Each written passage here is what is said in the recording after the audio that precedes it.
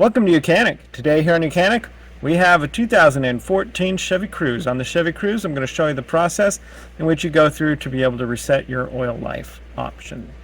So we have the menu option here, and this is on the turn indicator switch that you use to turn your turn indicators on and to set your high beam lights on. Right? So we have this menu. We can tap the menu. We have our trip and so forth, and you can scroll through all of these options, but that's the one screen. If we hit the menu option again, we get over to this one, and this is where we can set our different settings, whether we want which type of units we would like it to be in. Scroll down, we have our tire pressure settings, or what they should be at, and then we have the oil remaining life. So this is where we get to be able to clear that.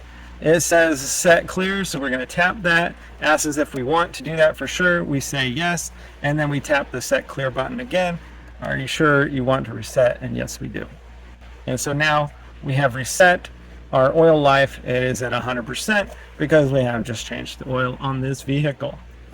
And that is the options that we have there. We do have a few other options. We can see what our battery life is here, or our voltage of the battery. And that's it on the very basic there.